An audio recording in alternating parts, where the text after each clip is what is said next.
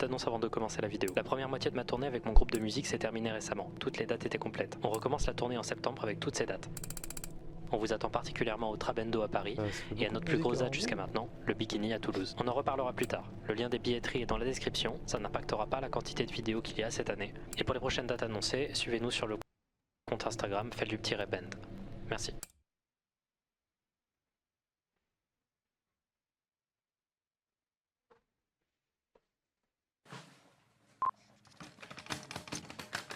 Je vais vous avouer quelque chose. Depuis le début de Findings, je vous parle de trucs chelous et de trucs qui la plupart du temps font peur. Mais un truc dont je parle quasiment pas, c'est ceux qui, moi, me fait peur. Je parle pas forcément du type d'horreur qui est efficace sur moi, ça vous le savez probablement. Je parle vraiment du type de peur le plus simple, le plus bête et le plus irrationnel. La phobie. Et si j'en ai quelques-unes très simples, je sais pas moi, les perles de tapioca, voilà, les bubble tea c'est un cauchemar pour moi, il y en a une qui a toujours été là. Et ce depuis ma plus tendre enfance. Je suis terrifié à l'idée de perdre le contrôle de mes sens. Avoir des hallucinations, entendre des choses qui ne sont pas là, sentir une odeur que personne ne sent, l'idée que mon cerveau du jour au lendemain cesse de coopérer est une idée qui me terrorise au plus haut point. Je ne touche à aucune substance illicite à cause de ça, je faisais des cauchemars centrés autour de cette idée pendant des années, et il y a certains concepts et images qui peuvent facilement déclencher de la panique en moi. Genre par exemple, je ne peux pas physiquement toucher avec mon doigt certaines illusions d'optique sur une feuille ou un écran sans avoir un mouvement de rejet. Ça, c'est le regard de quelqu'un qui passe vraiment pas un bon moment. Il y a beaucoup de trucs précis qui peuvent déclencher cette peur en moi, et je ne vais pas vous les donner, ce serait vous donner sincèrement beaucoup trop de pouvoir sur moi. Mais alors que je grandis, lentement je deviens plus ouvert à la question. Au fur et à mesure du temps, j'ai eu de plus en plus d'expériences où j'ai perdu le contrôle des infos que mon cerveau m'envoyait et je me suis énormément renseigné sur les questions des maladies mentales, des drogues, des hallucinations et tout autre type d'illusions. Maintenant, je suis à peu près guéri et je suis ouvert à l'idée de me donner des hallucinations sans substance dans un environnement contrôlé. Et ça tombe bien car depuis que je suis petit, par curiosité morbide, je me balade sur internet pour alimenter mon imaginaire de personnes impressionnables et j'aime donner du fuel à mes angoisses. Entre temps, j'ai trouvé plein de petites expériences pour se faire voir des choses qui ne sont pas là. Et parmi toutes ces expériences, il y en a une qui a retenu mon attention depuis 2015, quand j'en ai entendu parler sur un forum que je côtoyais. Mais on va pas en parler tout de suite. De base, ça devait pas se passer comme ça. La vidéo devait vraiment pas se passer comme ça. Quand j'ai commencé à travailler sur cette vidéo, je pensais sincèrement que j'allais la terminer en 2 semaines. Le tournage était différent, mais il était beaucoup plus rapide. L'écriture était simple, je pensais que ça allait être un sujet un peu rapide, fun. En plus de ça, sur des trucs que je maîtrise un peu, la vision, la perception, tout ça. En fait, la vidéo a mis plus de temps. Le concept de la vidéo, c'était censé être de faire des recherches sur un sujet au fur et à mesure que je découvrais des informations dessus. Vous allez voir qu'en plus, le sujet marchait hyper bien avec cette idée. Et puis au fur et à mesure des recherches, qu'est-ce qu'il voulait faire de j'ai vrillé. Ce sera peut-être pas le sujet que vous trouverez le plus intéressant dans l'histoire de Findings, mais il y a une raison bien particulière pour laquelle ce sujet et son histoire m'a un peu fait vriller. Revenons au Félix du passé. Wesh, putain. Premier degré, Je vais vous demander de faire un truc. Regardez ce petit point au milieu de l'écran. À droite et à gauche, des images de célébrités vont apparaître avec un rythme régulier. Je précise au cas où qu'aucune d'entre elles n'a été déformée.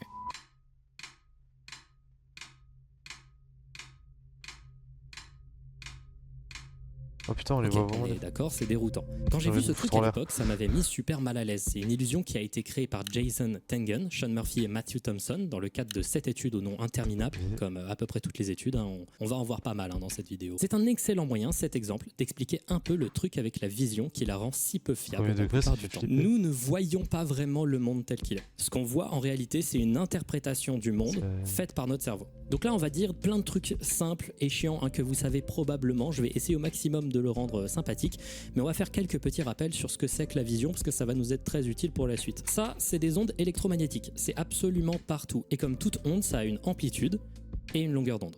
Au cas où, je vais vulgariser, voilà, je sais que c'est un modèle de représentation, l'onde. Donc en gros, quand la longueur d'onde d'une onde électromagnétique est entre 400 et 800 nanomètres, on appelle ça une onde lumineuse, ou de la lumière quand on n'est pas goofy.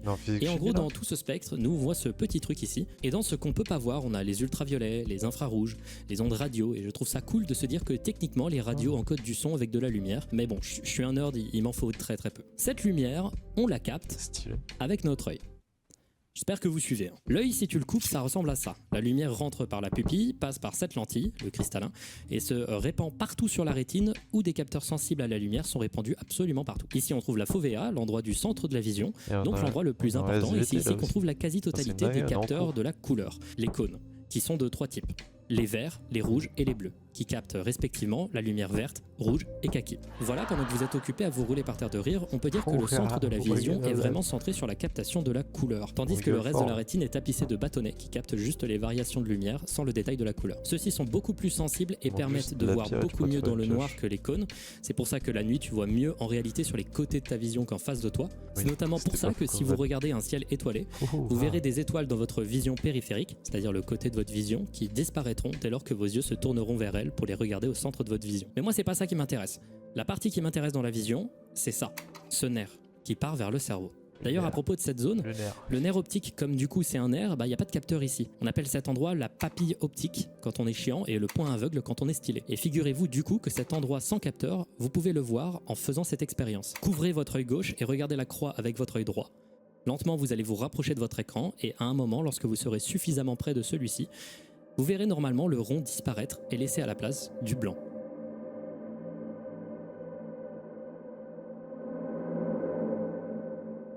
Sympa, hein? Désolé pour le cours des SVT, je suis vraiment désolé. Hein. Je vous promets que ça va être intéressant. Ouais, c'est intéressant. Lentement vous voir en faisant cette expérience. Couvrez votre œil gauche et regardez la croix avec votre œil droit. Lentement vous allez vous rapprocher de votre écran et à un moment, lorsque vous serez suffisamment près de celui-ci, vous verrez normalement vous rapprocher de votre écran et à un moment, lorsque vous gauche et regardez la croix avec votre œil droit. Lentement vous allez vous rapprocher de votre écran et ouvrez votre œil gauche et regardez la croix avec votre œil droit. Lentement vous allez vous rapprocher de votre écran et à un moment, lorsque vous serez suffisamment près de celui-ci, vous verrez normalement le rond disparaître et laisser à la place du blanc. J'ai joué, ça marche. What the fuck? Sympa, hein? Désolé pour le cours des SVT, je suis vraiment désolé, hein. Je vous promets que ça va être intéressant après. Le truc que je vous demande, c'est pourquoi, alors qu'il n'y a pas de capteur à cet endroit, on voit pas tout le temps une tache noire là dans notre vision.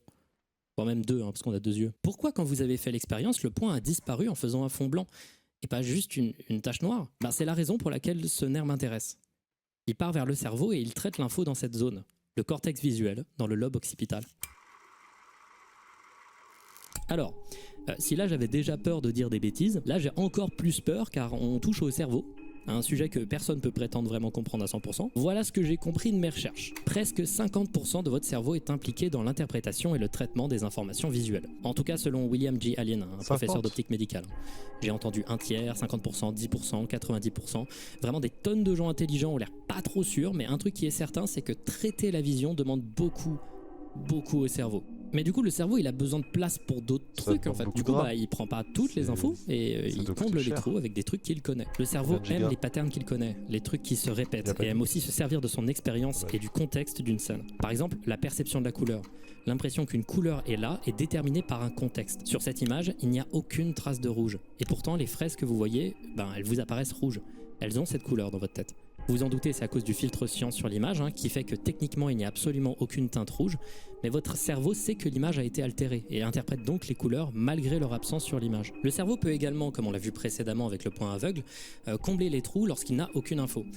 Mais il peut aussi le faire dans le temps. Ça, c'est une des illusions qui m'a le plus cassé le cerveau dans ma vie. Je vais vous demander de regarder cette horloge. Ok, maintenant je vais vous l'enlever. Voilà ce qui va se passer quand je vais la remettre en face de vous. Vous allez regarder l'aiguille qui bouge. Vous allez sans bouger la tête, seulement vos yeux, regarder autre part et retourner ensuite d'un coup d'œil vif sur l'aiguille.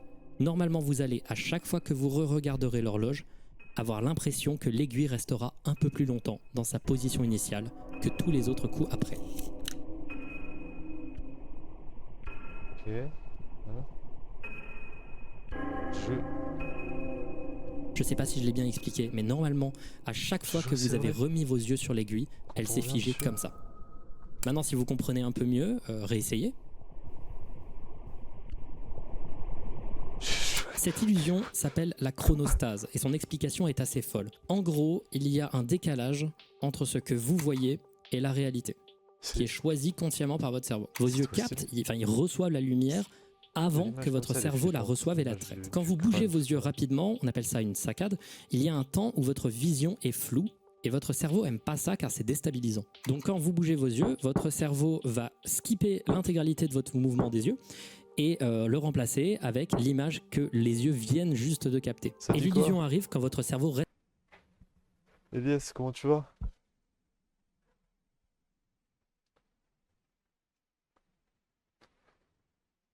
Je sais pas pourquoi j'ai mis pause, mais Reste bloqué sur cette première image pour compenser let's l'avance go, qu'il a moi, ça réalisée va- parce ça qu'il a va besoin bien de temps aussi. pour traiter la perception. Désolé, Sauf hein, que je quand suis t'as pas pas venu sur l'explication Fortnite. du délai d'information, ça donne juste l'impression que ton... Vas-y, je me pose.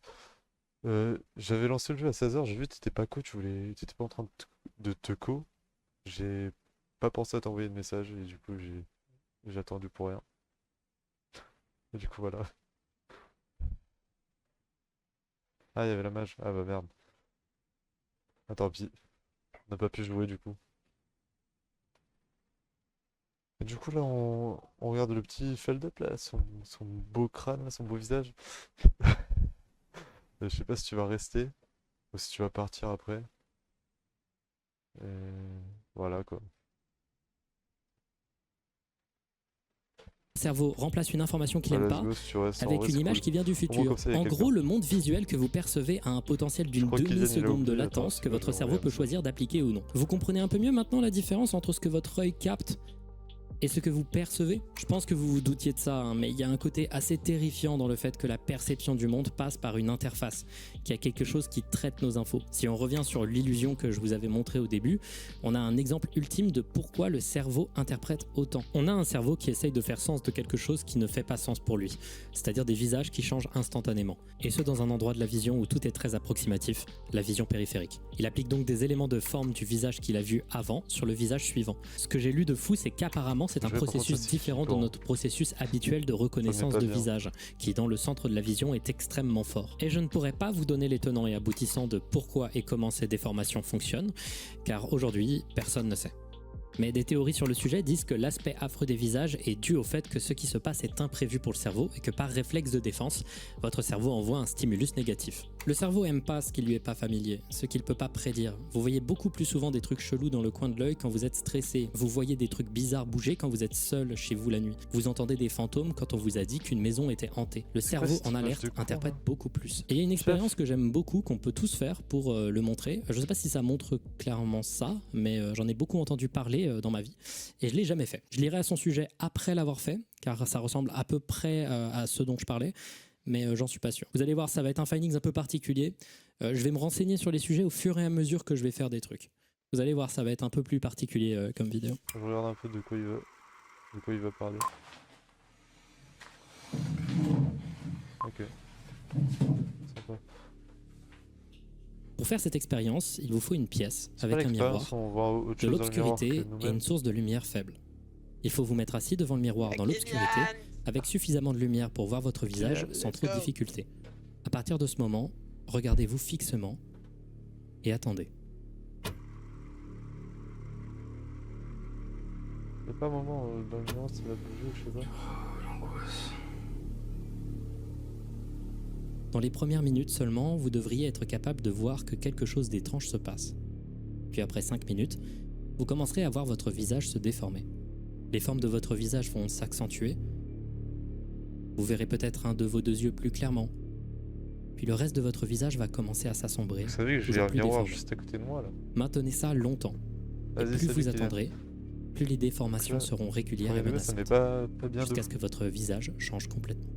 J'ai fait cette expérience 3 fois. D'abord avec une luminosité plutôt généreuse qui m'a permis de voir mon visage se déformer plusieurs fois de manière assez impressionnante. Le problème c'est que j'avais pris beaucoup trop de café et que j'avais du mal à garder mes yeux vraiment très statiques. Plein de moments où je voyais mon visage un peu sliquéfié, mais rien de particulier parce que j'arrive pas à garder ma vision stable, j'arrive pas à rester à rester les yeux ouverts suffisamment longtemps. Mes yeux partent directement tout le temps un tout petit peu à côté. Pourquoi j'ai Également, envie ça de le ne faire, mais devait j'ai probablement pas aider que quand j'ai regardé les rushs en accéléré, je bougeais très légèrement au cours du temps. Aussi, un truc étrange, c'est Ah que oui, c'est vrai. systématiquement, à chaque fois que je bougeais un peu ma tête, le tout en continuant de me regarder dans le miroir, j'avais l'impression de voir un mouvement qui était beaucoup plus fluide que ce que je voyais d'habitude avec mes yeux. Mais surtout, c'est comme s'il y avait un délai entre le mouvement et l'actualisation dans le miroir. Oh. J'ai continué ma première session, jouant Attends. un peu avec la luminosité et Il la a- proximité de mon visage du Il a miroir, monté ça. puis je l'ai arrêté, jouant un peu entre le D'accord, mouvement et ça, là, il l'a l'actualisation monté. dans le miroir. J'ai pas continué normal. ma première session, jouant un peu avec la luminosité et la proximité de mon visage du miroir, puis je l'ai arrêté. J'ai ensuite décidé de faire une deuxième session debout, devant un autre miroir, cette fois-ci avec beaucoup moins de luminosité, de manière à ce que je ne perçoive presque plus mon visage. Là, on est Ça a vraiment l'air dans le noir horrible. profond. Pourquoi j'essayais de faire ça? Car j'avais lu que si on arrivait suffisamment bien à faire l'expérience, on pouvait commencer à voir des hallucinations apparaître derrière nous. Des trucs menaçants et stressants qui pouvaient vraiment terrifier le sujet de l'expérience. Oh, Je me suis rendu compte pendant ma première session que moins il y avait de luminosité, plus c'était simple de voir l'arrière-plan derrière mon visage et surtout que celui-ci Ouais, je fais vraiment s'homogénéise plus. un peu avec mon visage. Donc j'ai essayé en attendant quelques heures que la caféine dans mon organisme se réduise Ça a et je l'air me suis horrible. regardé dans le miroir. Dans les premières minutes, je me suis rendu compte instantanément que lorsqu'on baisse la luminosité, en effet, les effets arrivent plus vite. Mais ils sont aussi beaucoup moins visibles, car tout simplement, le visage disparaît complètement, régulièrement. Souvent, je me regardais dans le miroir, voyais mon visage devenir sombre, puis les détails du bas de mon nez, la ligne de ma bouche et le blanc de mes yeux réapparaître par-dessus de manière non Premier naturelle. degré, je suis pas bien. Les traits ne se déformaient pas, mais semblaient plutôt être traités chacun séparément. Puis après plusieurs réajustements trop dus à fort, une faites-le, difficulté à me concentrer, j'ai un peu commencé à rentrer dans une légère transe, qui a duré peu de temps mais suffisamment pour que l'arrière-plan derrière moi commence à bouger un peu. Puis j'ai vu distinctement le rideau de douche derrière moi bouger.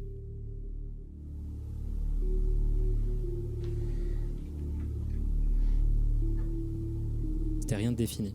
Il était en léger mouvement, ce qui m'a surpris et qui m'a complètement sorti du truc. Après ça, j'ai essayé pendant des dizaines de minutes de revenir à ce point, mais rien n'y faisait. J'étais fatigué.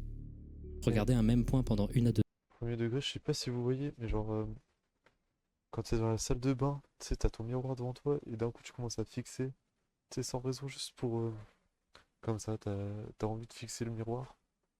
Oh, à tout moment, tu fixes trop longtemps et il y a ça qui se passe, ça doit être horrible. Le pire truc à vivre. Tu sais, tu fais ça sans vraie raison et tu commences à vivre une expérience comme ça, c'est quoi ça? Ça doit être horrible. Imagine. 2 heures, pour quelqu'un comme moi, c'est très compliqué. Et surtout, ça fatigue très vite les yeux et la tête. J'avais plus Attends, beaucoup de 2 heures pour... Mais rien n'y faisait. J'étais fatigué. Regarder un même point pendant 1 à 2 heures, pour quelqu'un comme moi, c'est très compliqué. Et surtout, ça Wesh. fatigue très vite les yeux et la tête. J'avais plus beaucoup d'attention. Surtout, j'avais été un peu déstabilisé par le truc qui venait de se passer. J'étais surpris d'à quel point ça ne m'avait pas vraiment affecté, mais suffisamment pour que ça reste dans mon coin de la tête. Ah, Dans la vraiment soirée qui a l'air, suivi, je me souviens qu'au centre de pas ma ouf, vision, il y avait comme une vraiment sorte de pas. sentiment que la silhouette blanchâtre du visage que j'avais regardé intensément était encore un peu là. Quand je Ah oui, fermais du coup, mes ça yeux, laisse je voyais des 2 séquelles, taches et un c'est- trait comme si c'était bloqué légèrement dans ma vision. C'est genre un parti très vite trauma. après, mais c'était assez intéressant comme expérience. Pas un trauma vite fait, quoi, mais c'est. Mais qu'en est-il pas fou, de la 3e session? La 3e session, c'était un petit test que j'avais fait le lendemain au réveil, tôt le matin, par curiosité. Je me demandais si la présence de la caméra derrière moi, et donc la présence du retour caméra, et du petit bouton rouge qui clignote, avait pas peut-être empêché mon expérience d'aller jusqu'au bout. Sans caméra, je me suis Ah oui, on donc le voit, décidé la à faire lumière l'expérience qui pendant clique, 15 clique, minutes. clique sur son visage. Et au bout de ces 15 minutes, alors que mon visage était en train de disparaître et que le décor derrière moi était complètement sombre, j'ai vu très brièvement un autre visage à la place du mien. Wow. C'était bref, l'espace de quelques dixièmes de Ça m'a fait seconde, des mais frictions sur le suffisant visage. pour me mettre dans un état de mal-être significatif. J'ai arrêté la séance et j'ai continué ma journée comme si de rien n'était. Et j'ai décidé aussi de me renseigner plus sur le sujet de l'expérience du miroir.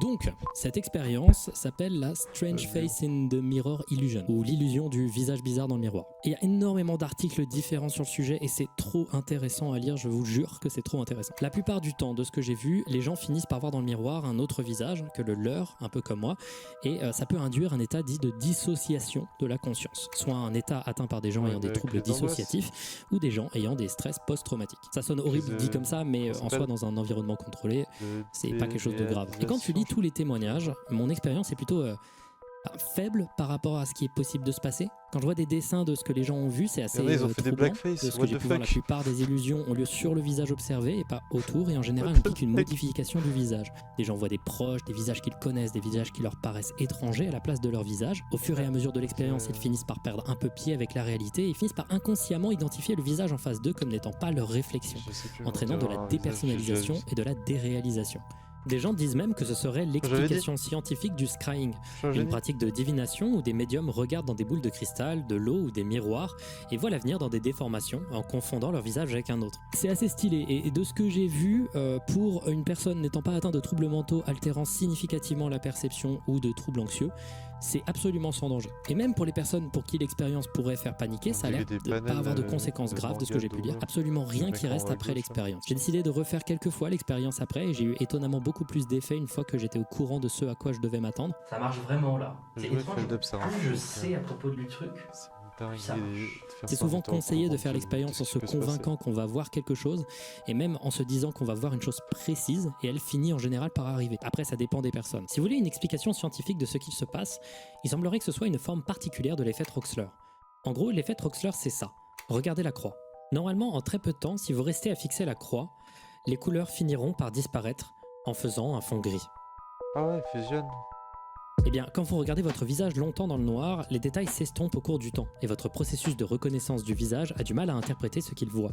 Donc il peut envoyer l'information que vous voyez quelque chose d'autre, un autre visage. Mais j'ai l'impression qu'en fait, la raison pour laquelle j'ai eu finalement assez peu d'effets grandioses, parce que c'est une expérience qui marche très très bien, c'est à cause, et c'est bête à dire, de mes lunettes, c'est un élément qui est beaucoup trop identifiable, qui me faisait me dire « ça c'est mon visage et pas un autre ». J'ai essayé sans lunettes, et le problème c'est que je suis profondément bigleux, et que même en étant proche comme ça du miroir, ce n'est pas suffisant pour que je me voie net. Même là, c'était un peu flou. C'était aussi très intéressant à quel point cette fois-ci, j'étais particulièrement stressé. Je vous avoue, je suis hyper angoissé. Je voyais en pareil de lit des trucs bizarres se passer régulièrement, mais rien de très clair.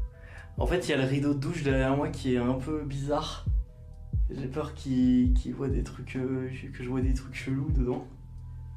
Je suis mal. Et au fur et à mesure de l'expérience, alors que j'étais de plus en plus serein, de moins en moins de trucs arrivent. C'était assez particulier et intéressant. Définitivement, mon état mental, ma préparation, ma connaissance du sujet que je faisais, tout ça influençait ce que je voyais. Notre perception des sens est intrinsèquement liée à tous nos autres sens, et surtout à notre état mental. Vous avez probablement entendu parler d'effets placebo et d'effets nocebo. Je sais que l'utilisation du terme nocebo n'est pas toujours trop appréciée, mais on va l'utiliser par mesure de vulgarisation. L'effet placebo, c'est la capacité d'influencer positivement quelqu'un, que ce soit en le guérissant d'une maladie ou en atténuant des symptômes ou autre effet positif à travers un moyen qui n'a aucune efficacité prouvée. C'est un processus psychologique où la simple suggestion que quelque chose peut fonctionner est suffisante pour que cette chose fonctionne. Tout le monde est sujet au placebo. Certains sont plus sujets à ça que d'autres. Et pour vous dire, l'effet placebo, c'est prouver que ça marche même si tu sais que tu prends un placebo. C'est un truc de fou. L'effet nocebo, à l'inverse, c'est quand la suggestion ou l'impression que quelque chose de négatif va arriver fait qu'un sujet va subir ces effets négatifs. Que ce soit des individus se plaignant de troubles et de maux de tête à cause d'antennes radio à côté de chez eux qui n'avaient même pas encore été construites, ou que ce soit des gens se plaignant d'effets secondaires de pastilles placebo remplaçant un vrai traitement, l'effet nocebo c'est puissant, et même si l'utilisation du terme est un poil ambigu et pas toujours appréciée, c'est assez fascinant de lire à quel point notre perception est liée au contexte de celle-ci. Et enfin, avant de terminer cette partie sur la vision, cette petite introduction qui a duré... C'est beaucoup ça. Je suis persuadé d'avoir dit plein de bêtises, s'il vous plaît, pitié, corrigez-moi. Avant de terminer cette partie, j'aimerais introduire un autre élément. Certaines expériences sur la vision et sur la perception que vous pouvez faire à la maison sont dangereuses. Enfin, un peu, en tout cas, enfin pas dangereux, mais en tout cas, ça peut avoir des conséquences. Des séquelles, vous allez voir. Est-ce que vous connaissez l'effet McCullough ? Alors, je vais pas trop expliquer le procédé, car je veux pas pourrir la vie de gens random que je ne connais pas, mais en gros, si vous regardez ces deux images en alternant une après l'autre pendant des durées pouvant aller à plusieurs minutes, si vous regardez des versions en noir et blanc après, vous verrez pour les lignes horizontales du vert au lieu du blanc, et pour les lignes verticales du rouge au lieu du blanc. C'est marrant, c'est l'inverse de ce qu'il y avait sur les images, voilà, c'est très simple et c'est marrant. Sauf que l'effet est permanent. En vrai, il dure plusieurs heures. Mais si vous ne faites pas attention et que vous faites une initiation à l'illusion beaucoup trop longue, vous pouvez garder l'effet pendant 3 mois. C'est vrai, c'est vraiment le cas. Et ça ne marchera pas que sur des images, ça marchera sur pas mal de rayures, des grilles. C'est une des rares illusions d'optique qui peut réellement casser votre cerveau pendant sur une feuille, et là tu vois des carreaux verts et rouges, tu comprends pas ce qui se passe. Tous tes carreaux, ils ont une couleur spéciale, tu comprends plus rien. Longue période de temps d'un point de vue neurologique. En vrai, il existe des procédures qui permettent d'inverser l'effet et qui sont plutôt efficaces, mais il y a beaucoup de gens qui se sont plaints d'avoir l'effet pendant une durée exagérée, que ça leur ait fait un peu peur, quoi. Au bout d'un moment, tu finis par te demander si ça va pas rester toute ta vie, quoi. Il y a des gens qui ont vraiment pas aimé faire l'effet McCullough. Donc maintenant qu'on sait qu'on peut se faire halluciner avec des petites expériences à la maison sans la moindre substance, que certaines de ces expériences peuvent être un peu dangereuses et que, en général, la perception ne dépend pas que de ce qu'on voit, mais de énormément d'autres choses, on va enfin pouvoir parler du sujet de la vidéo. protocole Ganzfeld. Comme je vous l'avais dit plus tôt, ma plus grande peur, c'est de perdre le contrôle de mon cerveau. Ou du moins, des informations que m'envoie mon cerveau.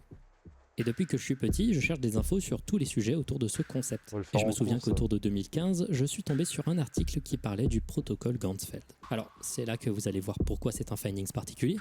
Je sais, à l'heure où je filme ça, pas beaucoup d'informations sur le protocole Ganzfeld. J'avais fait une petite vidéo sur le sujet en 2015, maintenant en privé, mais depuis, j'ai un peu oublié des trucs. Je sais à peu près ce que c'est. Je sais à peu près ce que c'est censé donner. Et j'ai décidé de faire quelques toutes petites recherches, minuscules, et après seulement avoir appliqué le protocole, je ferai plus de recherches. Donc ce que j'avais lu en 2015 disait que le protocole Ganzfeld, c'est une expérience scientifique qu'on peut réaliser à la maison soi-même pour se provoquer des hallucinations. On parlera un peu plus tard du matériel nécessaire au protocole et comment on l'applique. En gros, selon les recherches les plus simples du monde avec les premiers articles trouvables sur internet et 2-3 vidéos YouTube, le protocole Ganzfeld, c'est une expérience de privation sensorielle qui dure 30 minutes. Elle a été inventée par le psychologue Wolfgang Metzger dans les années 30 pour investiguer la télépathie et les pouvoirs psychiques. Avec un matériel très spécifique, vous allez priver votre cerveau de stimuli et celui-ci va combler le vide en créant des hallucinations. Il est déconseillé de faire cette expérience. Il y a des gens qui vont dire que ça te fait aller dans un autre monde, te permet de parler aux esprits et d'avoir des pouvoirs surnaturels. Et l'expérience est aussi déconseillée car elle cause des crises d'épilepsie, des AVC, des hallucinations très perturbantes. Elle est donc déconseillée à tous ceux ayant un trouble psychiatrique notable et elle peut faire perdre la raison à quiconque tiendrait plus de 30 minutes. Et les personnes qui ont réussi à atteindre ce chiffre, 30 minutes, sont très peu nombreuses. Alors je ne vois pas dans quel univers cette description a des problèmes qui vont être corrigés tout au long de la vidéo. Ça m'a l'air très ajusté et hyper raisonnable comme description. Bon, avant de continuer, on va chercher ce dont on a besoin pour faire ce protocole, cette expérience.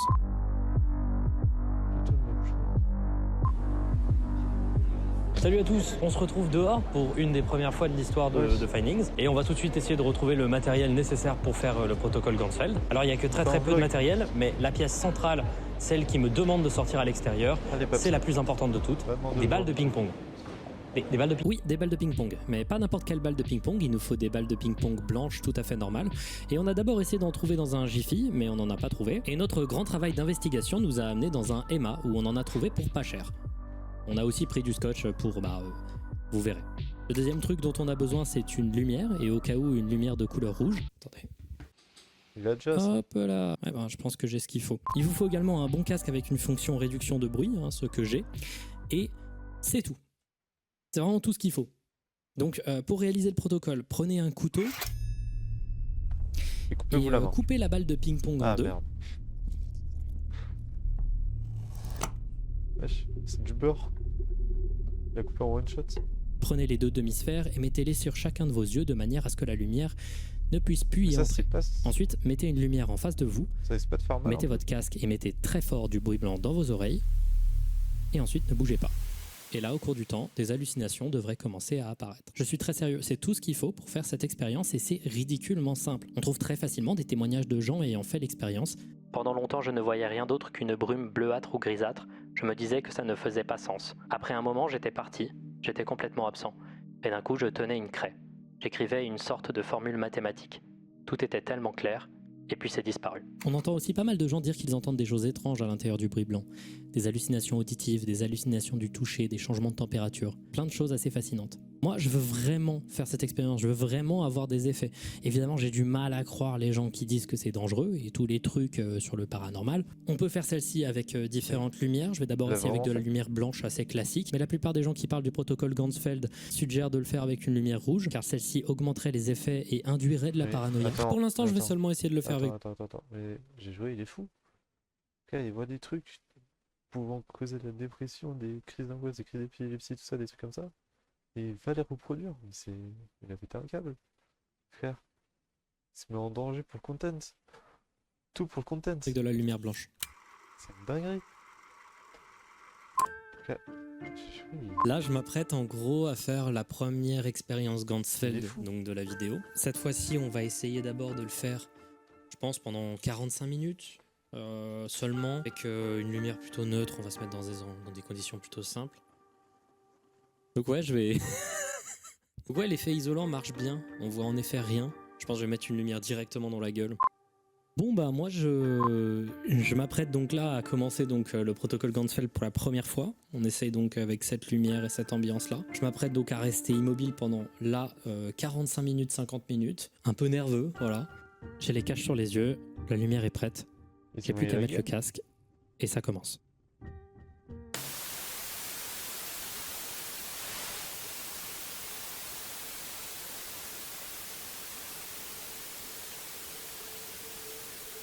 C'est surprenant à quel point l'expérience est instantanément isolante. Le bruit blanc et l'homogénéisation de ta vision est très restrictive, et ce très vite. Mais en vrai, un truc intéressant, c'est que c'est pas ennuyeux.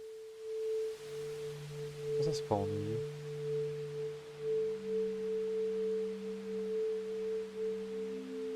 Par contre, premier degré, maintenant j'ai peur de me C'est assez particulier, le temps passe c'est le lien, mon lentement miroir. et rapidement à la fois. Il n'y a pas beaucoup de pensées qui viennent dans ta tête, t'es juste focalisé sur ce qu'il y a en face de toi, et t'attends que quelque chose se passe. Et au bout de 30 minutes, Félix? Ah. C'est fini? Ouais, c'est 30 minutes. Ouais, je sais, moi j'ai un screamer. Il s'est rien passé. alors pas tout à fait. Déjà là, j'avais oublié que j'avais débranché mon micro avant de tourner pour ne pas l'entendre dans mon casque, donc j'ai l'air bien con. Et première chose intéressante à noter, c'est ça. Ah. Cette réaction de sursaut est pas arrivée par hasard. J'étais à fond dans le truc. Et j'étais persuadé que beaucoup moins de temps s'était passé que ce qu'il s'est vraiment passé. Maintenant, qu'est-ce que j'ai vu? Pas grand-chose, soyons sincères. Mais il y a quelques effets qui étaient intéressants. D'abord, très tôt dans l'expérience, ma vision a commencé à très très lentement clignoter, entre guillemets. Puis des sortes de vagues plus sombres ont commencé à se balader dans ma vision. D'un point de vue sonore, je n'ai pas entendu grand-chose. Pendant toute l'expérience, je voyais un grand V dans ma vision, un grand V flou, dont je reparle dans une petite minute. Et enfin, dernière chose intéressante, à un moment j'ai commencé à avoir une sorte de tache noire au centre de ma vision se former. Une tache qui semblait crépiter. Et après, réveil. Ouais, Alors il y a plusieurs choses qui n'allaient pas dans la manière dont j'ai fait cette expérience. Dans un premier temps, là, il y a des trous. Alors je les voyais pas sauf si je tournais mon œil comme un zinzin, mais c'est suffisant pour que ce soit capté par la vision périphérique. Et donc, mon champ de vision était pas tout à fait homogène. Ensuite, le V que je voyais dans ma vision, c'était pas une alu, c'était l'ombre de mon nez. En gros, j'avais mis 2 spots de lumière bleue dans la pièce pour créer une ambiance un peu plus jolie. D'abord, la lumière était pas spécialement belle, donc petit somme, mais aussi ça créait 2 sources de lumière qui créaient 2 ombres, qui se répercutaient à l'intérieur des balles, créant cet effet visuel. Donc j'ai fait plein d'erreurs et peut-être que le semi-échec de l'expérience est lié à ça. Ça me donne plus d'espoir pour une éventuelle deuxième expérience, car pour l'instant, je suis pas hyper convaincu. Ça restait intéressant. Voilà. Mais ça va être intéressant de le faire pendant plus longtemps. Oh, le big front qu'il a. Prochaine mission, le faire pendant 1h30. Il a pété un câble, hein. Alors on est le lendemain il et se entre-temps prend là, j'ai décidé mec. de faire quelques recherches. Cette fois-ci je me suis un peu penché sur quelle image le protocole Ganzfeld a sur internet. Je me suis demandé est-ce que c'est vraiment pris au sérieux, par qui, enfin je me suis posé plein de questions. Il y a plein de discours qui s'entrechoquent visiblement. Je suis pas allé en détail, j'ai décidé de le faire un peu plus tard, mais peut-être que c'est un bon moyen de trouver des infos sur comment améliorer mon application du protocole. En faisant mes recherches, je me suis rendu compte que c'était le vrai bordel. Il y a une quantité assez élevée de recherches et de papiers scientifiques sur l'effet Ganzfeld et le protocole Ganzfeld, indiquant donc que ça a une base ancrée dans la science et le réel. Mais strictement tous les contenus qui en parlent sur internet ont un angle très différent. D'abord, plus c'est récent, plus les gens le font pour faire du contenu horreur survie, quoi. C'est-à-dire des gens qui disent j'ai survécu au protocole Ganzfeld. Et c'est dans ce genre de vidéos qu'on obtient le plus de claims sur le fait que l'expérience est dangereuse et que peu de gens ont tenu plus de 30 minutes. Je vais pas mettre d'extraits vidéo. De base, je voulais le faire, je voulais un peu réagir à des vidéos de gens, mais je me suis dit c'est pas cool d'organiser un peu du harcèlement parce que clairement, il y a de la désinfo là. C'est intéressant parce que si on retourne avant la mode sur TikTok et les vidéos YouTube récentes, 95% du temps, les gens qui en parlaient, c'était les fans de paranormal, de surnaturel et les adeptes de croyances New Age, qui y voyaient une méthode pour atteindre un autre monde, une autre dimension de réflexion psychique, pour parler avec les morts, et donc rien de particulièrement dangereux. C'est même plutôt glorifié parfois comme une méthode relaxante de méditation, et d'un coup ça s'enlève du côté fantôme, enfin c'est plein de choses bizarres quoi. C'est plus récemment visiblement que les gens ont commencé à en faire un penchant horreur. T'as des films qui datent genre des années 2010 qui traitent le sujet d'une manière très sensationnelle et fausse, qui ont peut-être contribué à ce phénomène. Il y a un texte sur le protocole Ganzfeld qui se bat. Vraiment écrit dans le synopsis. Fausse. Utilisant un équipement banni depuis 1950. Attends. D'un test de 1950, à un groupe d'étudiants. Conduit des expériences psychologiques pour faire de la télépathie avec des qui ont conséquences peut-être horrifiques. contribué à ce phénomène. Il y a un C'est texte une sur dinguerie. le protocole Ganzfeld qui se balade Comment ça n'a sur des rien à sites voir. de creepypasta depuis un moment. Dans tous les cas, peu importe ce qui est dit, tout le monde dit que leur explication est soutenue par des preuves scientifiques. Genre c'est une expérience scientifique dont les résultats sont incroyables, qui est un grand mystère, et tout ce qu'ils disent est donc soutenu par ce fait. Par le fait que c'est une expérience scientifique. Ça pue un peu, on va pas se le cacher, hein, surtout quand je suis tombé sur une info. C'est apparemment pas vraiment centré sur les hallucinations pour certaines personnes. Et c'est même une grosse partie de personnes. Parce que pour certaines personnes, cette expérience est une expérience pour prouver la télépathie. Alors là, ça commence à devenir particulier parce qu'on entend tout et n'importe quoi. Et à ce moment-là, j'ai commencé à devenir confus. Plein de gens semblent dire que pour faire l'expérience, il faut avoir un envoyeur et un receveur, c'est-à-dire une personne qui regarde une image en se concentrant très fort et une personne faisant le protocole. Et apparemment, des études indiqueraient que statistiquement, le receveur devinait la bonne image d'une manière suffisamment systématique pour que ce soit indéniable d'un point de vue statistique. Alors moi, quand j'entends ça avec mes instincts et avec toute la bonne foi du monde, je trouve ça ahurissant. Ça saurait si la télépathie existait, quoi. Bon, du coup, j'ai décidé de faire des petites recherches sur le gars qui a créé le protocole, mais uniquement en surface, car je veux avoir la vérité à la fin. J'ai pas envie de découvrir qu'en vrai c'est bidon et que du coup rien ne m'arrive pendant les expériences. Wolfgang Metzger, c'est le mec à qui on attribue l'expérience, et c'est un mec qui a l'air assez sérieux. Il est notamment une des grandes figures à l'origine d'un courant de pensée de la psychologie appelé la Gestalt, ou psychologie de la forme. C'est en gros, de ce que j'ai compris, voilà, c'est une manière subtile de dire que j'ai rien compris. Non, en vrai, j'ai un peu compris des trucs. C'est là que ma vidéo, j'ai commencé à la faire un peu relire à un psychologue qui vérifie que je dis pas non plus trop de bêtises. La théorie de la Gestalt, c'est un mouvement de la psychologie qui dit que le cerveau perçoit les choses en forme globale plutôt qu'en succession de plus petites informations. Pour comprendre ce que ça veut dire concrètement, on utilise souvent des exemples de perception sensorielle et surtout de la vision. Le cerveau va toujours préférer interpréter des sommes d'informations en des formes globales beaucoup plus simples. Genre là, vous voyez en face de vous 32 points. Votre cerveau n'a pas interprété ça comme 32 points, mais comme 4 groupes de points. Pareil, ici, vous voyez plutôt 2 groupes de points, les points rouges et les points bleus. Ou ici, par exemple, vous avez une série de traits qui, pour vous, sont des formes géométriques. Votre cerveau structure vos sens dans des formes qu'il connaît et peut même générer de la perception par ce qu'on appelle de la réification. Genre là, vous voyez un triangle qui n'existe pas. Là, vous voyez un serpent alors qu'en réalité, il y a juste 3 courbes. Bref, vous comprenez, le cerveau structure, essaye de regrouper les choses en des formes, et on voit la forme globale avant de voir les éléments qui la composent. Et l'idée de toute cette théorie, c'est que ça s'étendrait au comportement humain psychologiquement et socialement. Apparemment, ce truc a grave été important, et genre c'est une école de pensée hyper intéressante dans la psychologie. Mais il y a des dérives pas cool. Il y a notamment un truc qui s'appelle la Gestalt thérapie, une sorte de psychothérapie utilisant la Gestalt, qui, quand on va sur la page Wikipédia, il y a un gros bouton qui s'appelle critique et dérives sectaires.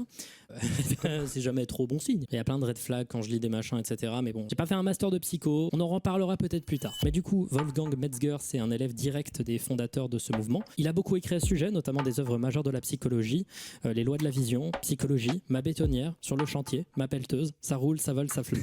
C'est pas le Metzger dont on parle qui a écrit ces bouquins, c'est un mec qui a le même nom et qui est illustrateur. Stop les coïncidences. Stop. J'espère, Elias, t'es parti. Les lois de la vision, psychologie, ma bétonnière, sur le chantier, ma pelleteuse, ça roule, ça vole, ça floue. C'est pas le Metzger dont on parle qui a écrit ces bouquins, c'est un mec qui a le même nom et qui est illustrateur et qui a fait des trucs de livres pour enfants. Mais très souvent sur le site, il mélange les deux bibliographies et du coup, tu te retrouves avec des trucs comme Laws of Thing à côté de... Was passiert an der Tankstelle? Bref, Wolfgang Metzger a beaucoup aidé à faire avancer la Gestalt. Il a marché dans les traces de ses fondateurs et c'était aussi un Allemand dans les années 40. On en reparlera. Le truc du coup, c'est qu'on a cette expérience du protocole Ganzfeld qui semble avoir été créé par Wolfgang Metzger, qui n'apparaît pas sur sa page Wikipédia, qui est utilisé par beaucoup de gens comme une preuve de l'existence de perceptions extrasensorielles, faite par un type qui ne s'est visiblement pas intéressé à ce sujet dans sa carrière. C'est bizarre. Mais ok, pourquoi pas. On fera le test de la télépathie plus tard dans la vidéo. Juste, d'abord, il faut que je refasse l'expérience seul. Et correctement. J'ai envie d'améliorer mon expérience et du coup j'ai décidé de modifier 2-3 trucs. Pour cette deuxième expérience, on va enfin utiliser un peu de la lumière rouge, mais on va également le faire pendant beaucoup plus longtemps. Je sais pas trop, je vais essayer de le faire 1h30, mais si je m'emmerde vraiment et qu'il se passe rien, du coup je le ferai pas comme ça. Je vais aussi essayer de mettre du scotch, je pense, sur le bord de ma vision pour être sûr que tout mon espace visuel soit homogène. Aussi cette fois-ci, il n'y a qu'une seule source de lumière qui sera bien rouge. Et je vais aussi le faire allongé sur un canapé parce que je serai plus confortable. C'est pas que pour être à l'aise, c'est aussi parce que pendant la première expérience, j'avais mis une de mes jambes au-dessus de l'autre. Et du coup, au bout d'un moment, il y avait plus de sang dans ma jambe et du coup, j'avais des fourmis pendant la moitié de l'expérience et c'était un peu compliqué de se concentrer. Bon, bah je pense qu'on est bon. Hein. On va le faire pendant 1h30, soit 3 fois plus long que ce qui est conseillé sur internet. J'avoue ne pas avoir trop peur, mais je suis vraiment curieux de ce qui peut se passer. On peut lui donner ce nom, les gars. C'est un détraqué. Il est 3, malade. 2, Premier 1. degré, il est fou.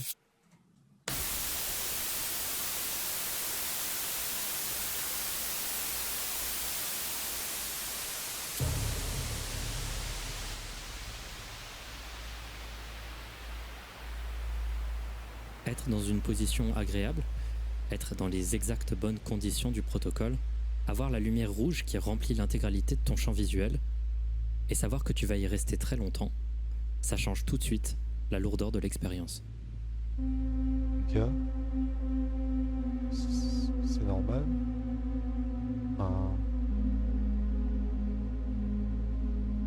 Il a raté la première expérience, bien sûr la deuxième elle va être plus compliquée. Surtout s'il met... Et cette fois-ci, j'ai C'est senti beaucoup plus 1h30. rapidement des effets. Des effets qui étaient également assez différents.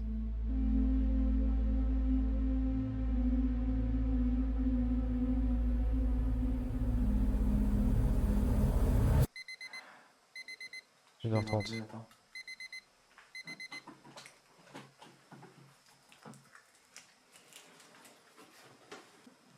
Il a l'air bien.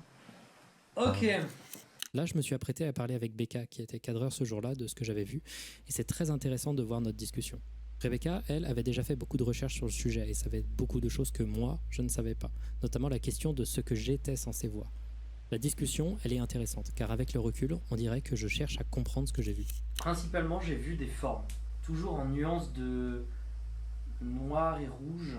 Quand l'expérience a commencé, j'ai vu très très vite des formes apparaître dans ma vision. Des formes qui ressemblaient à des zones assombrissant mon champ visuel, qui semblaient s'expandre pour se rejoindre en un point. Genre des gouttes d'eau. Plus le temps avançait, plus celles-ci étaient visibles et nombreuses.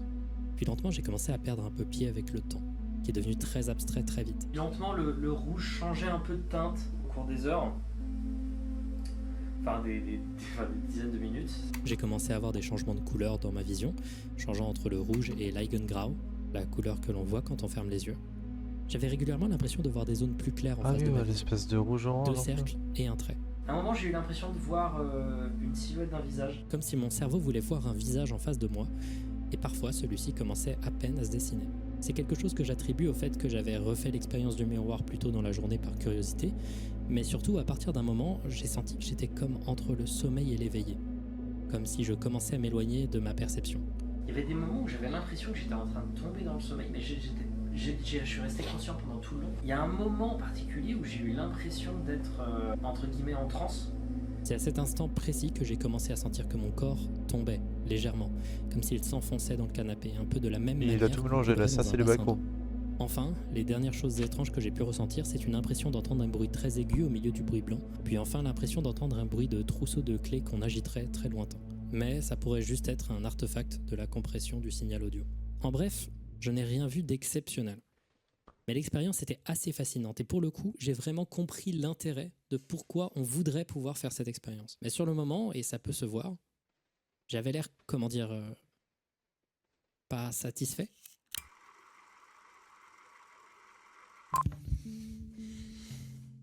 Alors, après cette expérience, j'ai eu plusieurs envies en même temps. J'ai eu d'abord envie de faire l'expérience pour essayer l'hypothèse de la télépathie, mais j'ai eu aussi envie de refaire l'expérience plusieurs fois seul. J'ai d'abord essayé entre 5 et 6 heures du matin, un peu à l'improviste, pour voir si la fatigue me ferait voir plus de choses, et malgré des étranges sensations de chaud et de froid dans mon corps, et les habituelles formes dans la vision, ainsi que quelques moments de semi-éveillé, semi-sommeil où je gardais tellement les yeux ouverts longtemps que des larmes sortaient d'un de mes yeux, malgré tout ça, toujours pas les hallucinations fortes, incroyables qu'on m'avait promis. Moi et un de mes amis étions dans une grotte. On faisait un feu.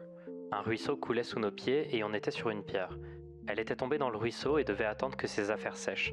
Puis elle m'a dit « Hey, vas-y, on doit y aller maintenant. » Des gens qui voient des scènes extrêmement complexes avec des gens, etc., des gens qui leur parlent, qui leur disent des trucs, je ne voyais pas ça. Un paysage urbain comme une avenue vide après la pluie, de larges zones couvertes d'eau, et l'horizon de la ville se reflétait dans la surface de l'eau comme dans un miroir. Bref, là, ça fait quelques jours que je suis un peu refroidi. J'ai commencé à lire encore un peu et lentement, j'ai commencé à voir les bribes d'un narratif se dessiner. Un narratif que je vous révélerai plus tard dans la vidéo.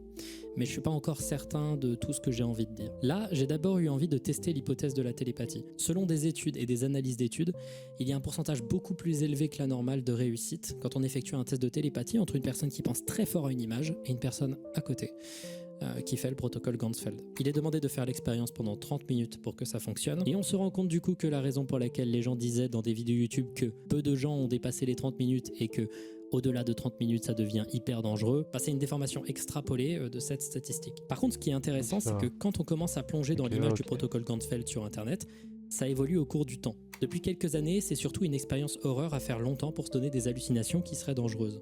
Mais si on recule un peu dans le temps, on se rend compte que c'était surtout un sujet de niche, traité dans de petites chaînes YouTube traitant de surnaturel. Dans ces vidéos-là, c'est montré un peu comme un truc qui fait peur, mais c'est aussi montré comme un truc qui peut ouvrir tes sens et te permettre d'être un peu médium et de contacter des esprits. Et si tu remontes encore plus dans le temps, c'est pas quelque chose qui fait peur, mais plus une preuve de l'existence des capacités extrasensorielles et plutôt une sorte de concept psychédélique New Age dont on chante pas mal les bénéfices. Au cours du temps, le sujet s'est horrorisé, lâchant de plus en plus le côté psychédélique New Age, un peu méditation, un peu on contacte les esprits, pour aller plutôt dans de la désinformation psycho-horrifique. Les deux extrêmes de cette progression du sujet m'ont l'air, de ce que j'ai pu voir, pas ouf du tout. Il n'y en a pas un qui est mieux que l'autre. Mais surtout, ça ouvre les yeux sur un fait qui, moi, me fait un peu peur pour l'instant. C'est qu'on est en face d'un sujet qui change de dangerosité, d'effet et d'image en fonction de qui en parle. C'est space un peu. Et le point commun chez chacun d'entre eux, c'est qu'ils disent tous que c'est prouvé par la science. On va quand même essayer l'expérience de télépathie parce que je suis assez curieux de voir si ça fonctionne, surtout que visiblement il y a vraiment des études sur le sujet. Donc allez, partons avec un esprit ouvert. Donc pour cette expérience, il me faut une deuxième personne. Ça va être ma pote Cynthia. Voilà, bonjour à elle. Cynthia va jouer le rôle de l'émetteur, c'est-à-dire qu'elle va regarder une image pendant 35 minutes. On fait 5 minutes de plus pour être sûr que ça fonctionne. Elle va se concentrer très fort pour me l'envoyer, quoi que ça veuille dire. Et moi, de mon côté, je serai dans une autre pièce en train de faire le protocole avec une lumière rouge pour maximiser les chances de réussite. Je vais garder l'image secrète pour que vous puissiez découvrir avec moi. C'est à peu près tout.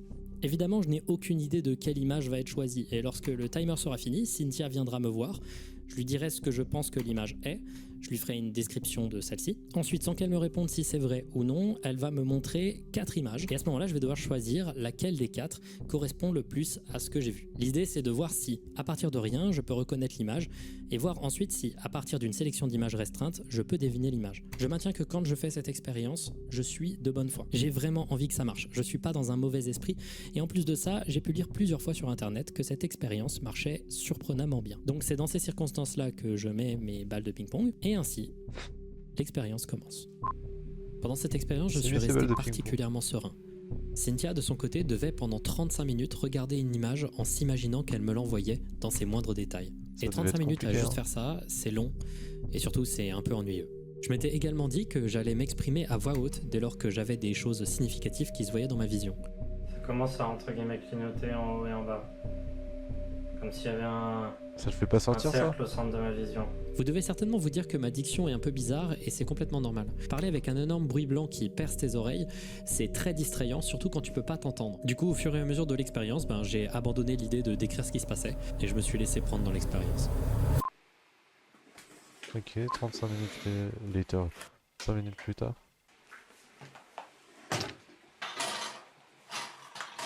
Waouh. Oh, putain.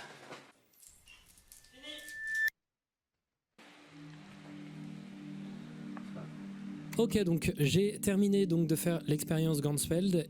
J'ai attendu environ 35 minutes, Cynthia avec moi également, et elle avait une image à regarder qu'elle était censée m'envoyer par télépathie. Et d'abord, moi dans un premier temps, ce que je vais essayer de faire, donc, c'est d'expliquer ce que moi concrètement j'ai vu, les formes que j'ai cru apercevoir. J'ai pas vu grand chose, voilà, rien de très nouveau. Mais je vais lui donner une description et elle va me dire du coup si c'est correct ou pas.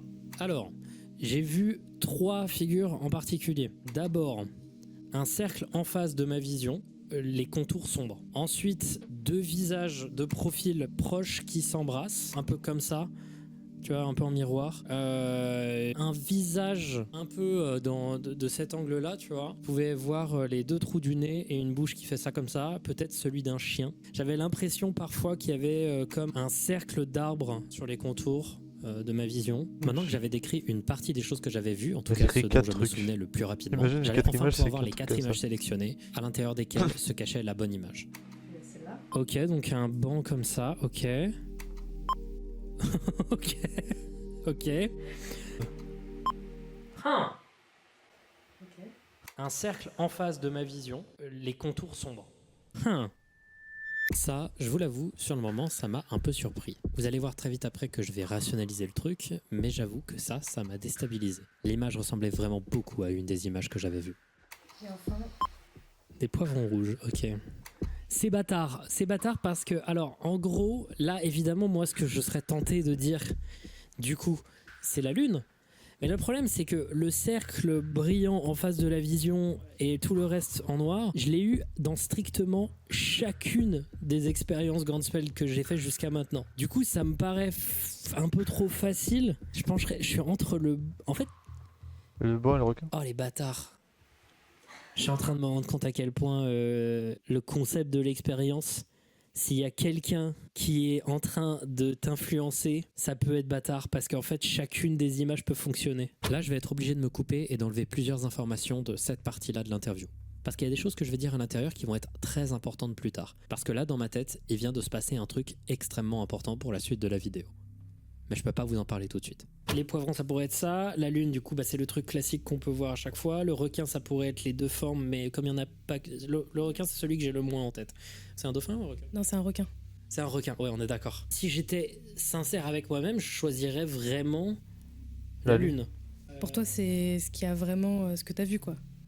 Non parce que c'est pas du tout ce que j'ai vu la majorité du temps on va dire.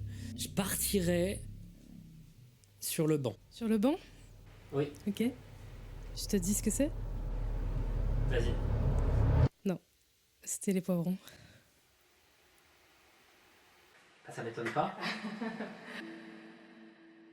Mais en vrai, on s'y attendait. Hein. Dans aucun monde, ça allait marcher. Même si on voulait avoir des résultats cohérents, il faudrait reproduire l'expérience plusieurs fois avec plein de gens. Et ben, ça me paraît beaucoup pour un truc qu'on sait très bien qui ne va pas marcher. La télépathie n'existe pas. Et j'ai l'impression que tous les gens qui disent voir des tonnes de trucs, des tonnes d'hallucinations, ceux qui assurent que c'est possible de communiquer avec de la télépathie, tous ces gens, c'est sûr que c'est des menteurs. Ok, Félix, je t'arrête là. Parce que tu t'apprêtes à dire des bêtises. Voilà, donc c'est le moment où j'arrive pour stopper la vidéo. Retour dit quoi? J'ai beaucoup réfléchi et j'ai beaucoup écrit pour faire cette vidéo. Mais le protocole Ganzfeld et le fait de faire des recherches sur ce sujet, ça m'a amené dans un tunnel de pensée qui m'a amené à écrire une conclusion qui allait dans tous les sens et surtout qui était mais glauquissime. Elle restera un Lost Media. C'est pour ça que cette vidéo a mis autant de temps Ouais, aussi, c'est parce que Elias. j'ai dû annuler des parties de vidéos entières, ce qui m'était quasiment jamais arrivé. Mon objectif, là, ça va être de vous faire une conclusion beaucoup plus raisonnable sur le sujet du protocole Ganzfeld et essayer d'expliquer un peu ce qui s'est passé. On va essayer de s'approcher le plus possible de la vérité. Ça va pas forcément être fun tout le temps, voilà, c'est pas la vidéo la plus fun de ma chaîne, mais je pense que ça mérite d'être raconté. Vous allez voir. D'abord, j'aimerais revenir à ce moment-là. Ce moment où l'expérience de télépathie ne marche pas. Durant cette expérience, je vais me rendre compte d'énormément de problèmes qu'il y avait avec mon expérience, la méthodologie du protocole Ganzfeld et la mienne. En gros, ce que t'as loupé, pour résumer vraiment très grossièrement, genre là juste avant il a fait du coup le protocole... Non du coup tu sais pas ce que c'est le protocole Ganzfeld, t'étais pas là. Du coup le protocole Ganzfeld, il s'est mis des balles de ping-pong sur les yeux avec du bruit blanc, donc tu sais les... Comme ça en fond. Genre les bruits, tu vois les télés avec la neige là dessus. Bah ce bruit en fond avec une lumière rouge. Ça a pas marché en premier truc, c'est parce qu'il avait mal fait, il avait mal mis ses lumières. Il a refait après. Ça avait marché, mais pas comme les gens le disaient. Il a fait pendant 1h30. Ça a rien fait de spécial, ça a fait quelques hallucinations, mais pas incroyables. Et à la fin, du coup, il a refait ça pour tester la télépathie, parce que c'était dit que ça pouvait faire la télépathie, tout ça. Donc il a demandé à une de ses potes de sortir des images, d'en regarder une pendant 35 minutes, avec lui dans une autre pièce en train de faire le protocole Ganzfeld. Sauf qu'à la fin, enfin du coup il devait choisir une des 4 images à la fin. Et sauf qu'il a pas choisi la bonne à la fin et du coup bah, ça marchait pas vraiment super bien. Et là, du coup, il va nous expliquer ce qu'il a raté ou je sais pas. Voilà quoi. En gros, même si c'est mal expliqué, t'inquiète, C'était les poivrons. t'auras qu'à regarder la vidéo de ton côté après. Ça m'étonne pas. À ce moment-là, je vais me mettre à parler un peu avec Rebecca qui était derrière la caméra et Cynthia, et elles vont me révéler qu'elles avaient beaucoup réfléchi aux images qu'elles allaient prendre. Par rapport au requin, je suis pensée à la lumière de là où j'étais. Pensé au truc qu'on pouvait voir. Ouais, on a pensé aux couleurs. On a bien divisé. Je viens d'apprendre que du coup, ils ont choisi des images très différentes, des couleurs différentes, des formes différentes, des sujets différents à chaque fois, etc. Est-ce que c'était pensé le truc de la lune avec le fait de... Ok, c'était pas pensé ça. Rebecca va continuer de m'expliquer le raisonnement derrière la sélection d'images qui étaient toutes radicalement différentes. Elle voulait éviter au maximum que je puisse m'auto-convaincre qu'une image ressemblait à une autre et que donc j'ai l'impression que l'expérience avait quand même un peu marché. Malgré ça, ça a quand même raté. Les trucs que j'avais vus étaient tellement vagues que tout pouvait correspondre. En fait, en soi, faire l'expérience seule, faire qu'une seule fois, ça sert à rien parce qu'il faut la reproduire plusieurs fois pour avoir des vrais résultats. Mais en fait, ce que ça m'a appris concrètement, c'est que cette expérience est un peu de la merde en fait. Si tu m'avais orienté, je l'aurais pas remarqué. J'aurais vraiment, genre chacune des images pouvait fonctionner avec ce que j'ai vu. Parce que c'est trop vague. C'est de la merde un peu. J'avais l'impression qu'on pouvait interpréter des trucs vagues et les associer à des images très facilement par effet Barnum et par pareidolie. L'effet Barnum, pour ceux qui ne savent pas, c'est quand on trouve une validation personnelle dans une description très vague, nous donnant l'impression de s'y retrouver. C'est comme ça que marchent les horoscopes et plusieurs techniques de manipulation. À ce moment-là, tu dis de la merde, mais la personne se reconnaît dedans. Et j'ai un peu divagué. J'étais très énervé quand je suis sorti de l'expérience. J'avais l'impression qu'il y avait un gros foutage de gueule, que l'information n'était pas si accessible que ça, et que lentement elle se déformait avec le temps. J'ai commencé à faire beaucoup de recherches, refaire et refaire encore le protocole en espérant voir des trucs, et j'ai commencé à me dire qu'il y avait peut-être un mensonge quelque part. Est-ce que j'avais raison? Est-ce que le protocole Ganzfeld c'est de la merde? Vous allez voir. Il y a surtout beaucoup plus de questions qu'on doit se poser que juste ces deux-là. Laissez-moi vous raconter toute l'histoire de comment je pense qu'une information s'est tordue pendant presque 100 ans. Et au passage, vous allez peut-être comprendre pourquoi j'ai complètement vrillé. Et pour vous raconter cette histoire, il faut donc revenir au tout début. Voici ce que je pense être la vérité sur le protocole Ganzfeld. Wolfgang Metzger est né à Heidelberg en 1899. Il passera son baccalauréat en 1917 avant d'être recruté dans l'armée pour la Première Guerre mondiale. À 19 ans, il combat dans l'armée allemande et perd son œil gauche pendant la bataille contre la France à Champagne en 1918. En entrant dans ses études en 1920, il va se rendre compte d'un truc qui va le fasciner. Dans ses cours de sciences, on lui avait dit que la perception de la profondeur, donc la perception en 3D, était liée au fait qu'on avait deux yeux. Et même si c'est vrai, c'est pas entièrement vrai. Pourquoi ? Parce que lui, il a perdu un œil pendant la guerre, et qui voit encore en 3D. Quand il va s'en rendre compte, il va commencer à s'intéresser à la question de la perception visuelle. D'abord uniquement la profondeur, puis ensuite ça va s'étendre à la vision en général. Il va commencer ses études et les finir à Berlin en 1926 en faisant une thèse. Il va ensuite passer une année à l'étranger et il va revenir en Allemagne pour devenir assistant à l'université de psychologie de Berlin. Et à l'époque, à Berlin, il y a 3 personnes qui enseignent. Ces 3 gars, c'est Wolfgang Köhler, Kurt Kofka et Max Wertheimer. Et de leur côté, ça fait 20 ou 30 ans qu'ils essayent de créer une nouvelle théorie au niveau de la psychologie de la forme ou la Gestalt. Et Metzger fera partie de l'une de leurs premières générations d'élèves et là, il s'apprêtait à devenir leur assistant. Donc c'est là concrètement qu'il va apprendre un peu tous les préceptes de psychologie qui vont le fasciner. Pendant son temps comme assistant, Metzger va se poser des questions sur la vision et notamment la vision monoculaire. Puis en 1929, il va se poser une question. Bon là, ça redevient un peu technique, mais en gros, dans la pensée de la philosophie Gestalt, le cerveau donc crée la perception. Il prend les stimulus, il les interprète et il fait un truc qui n'est pas la somme de ses stimuli. J'espère que je suis compréhensible. Donc le cerveau, il a une fonction qui structure les sens. Il structure et il fait des choix. Et du coup, comme c'est une machine qui structure, qu'est-ce qui se passe si tu lui donnes un truc qui n'a aucune structure? Est-ce qu'il va la créer lui-même? Est-ce que c'est un bon moyen de prouver que le cerveau structure les infos? Il s'est également posé cette question car les psychologues de l'époque étaient déjà au courant que des gens restant dans le noir complet très longtemps se mettaient à avoir des hallucinations complexes à base de formes géométriques lumineuses, ce qu'on appelle le prisoner cinéma. Ils étaient également au courant à l'époque que des explorateurs en Arctique finissaient, à force de voir de la neige uniforme en permanence, à avoir de la même manière des hallucinations importantes. L'idée, c'est pas de s'intéresser à les oasis dans le désert. Il veut une stimulation sensorielle complètement homogène, qui n'a pas la moindre structure. Il faudrait donc recouvrir le champ entier de la vision. Et en allemand, champ entier, ça se prononce Ganzfeld. Ainsi, il va créer la première expérience Ganzfeld. Il va prendre une surface carrée de 4 par 4 mètres et placer un observateur à 1,25 mètres de cette surface, Et enfin, il va l'éclairer avec un éclairage neutre. Et les gens qui feront cette expérience remarqueront des petites choses sympas, des petites pseudo-hallucinations, les trucs dont j'avais parlé. Où sont les fantômes? Où sont les télépathes? Où sont les balles de ping-pong? Où est le bruit blanc? Où est la lumière rouge? Pas encore là. Et ça, c'est un des premiers trucs qui m'a fait vriller. Il y a beaucoup d'endroits sur Internet où j'ai pu voir l'information que Wolfgang Metzger, en 1929, s'était intéressé à la télépathie et qu'il avait fait cette expérience. Et pas du tout. Le protocole Ganzfeld, c'est une petite virgule dans son taf. Et aussi, jamais il n'a été intéressé par la télépathie. Tout ça, pour lui, c'était de la psychologie de la Gestalt. Tout ça, ça m'a fait vraiment péter un câble, pour une raison simple. Ces informations-là sont pas difficiles à trouver. La page Wikipédia sur le protocole Ganzfeld est plutôt bien faite, et franchement, il y a la quasi-totalité des informations nécessaires. Il y a des trucs plus techniques qui arriveront plus tard, mais c'est une excellente vulgarisation du sujet. Pourquoi l'information est autant déformée dès lors qu'elle arrive sur YouTube ou sur TikTok ? Alors je vais continuer la chronologie, et on va arriver doucement au moment de la vidéo que j'aime le moins, et que je vais pas trop détailler, mais je vais faire de mon mieux. Qu'est-ce qu'a fait Wolfgang Metzger après ?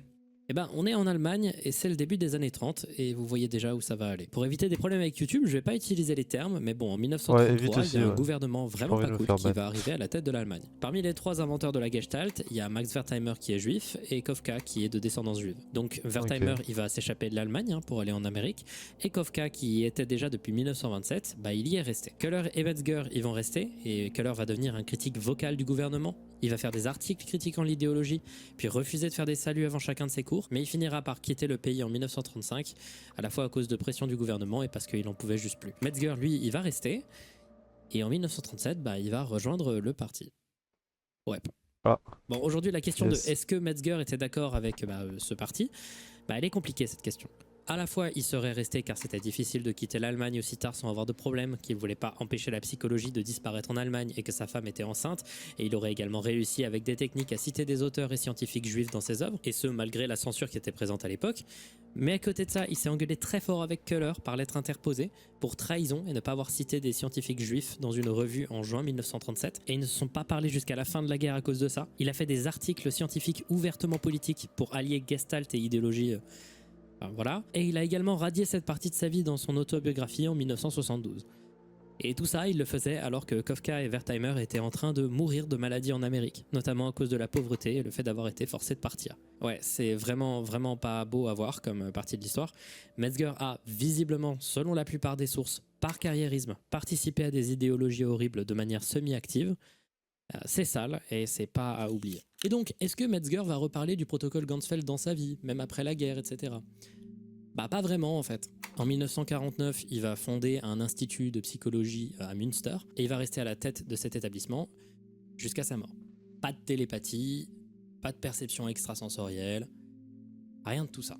Et alors du coup, qu'est-ce qui s'est passé après ? Qu'est-ce qui s'est passé après pour qu'on en arrive à l'état où on est aujourd'hui ? D'abord, au cours du temps, les travaux de Metzger ils vont être passés de main en main et son modèle de protocole va être amélioré. D'abord, on a en 1952 Gibson et Dibble qui créent un autre format de l'expérience avec cette fois-ci une demi-sphère éclairée en face de l'observateur pour avoir l'intégralité du champ visuel. Et une année avant, on a un chercheur en psychologie, Julian Hochberg, qui a créé la technique DIY connue aujourd'hui avec les balles de ping-pong. À partir de ce moment-là, il va pas se passer grand-chose jusqu'à ce qu'on arrive dans les années 60.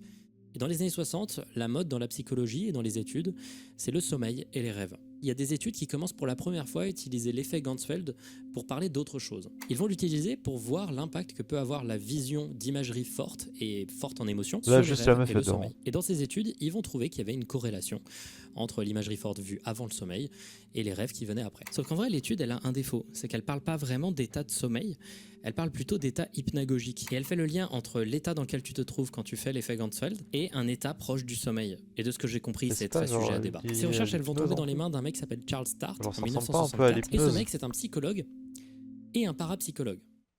C'est les psychologues qui parlent des effets paranormaux. Des médiums et des trucs comme ça.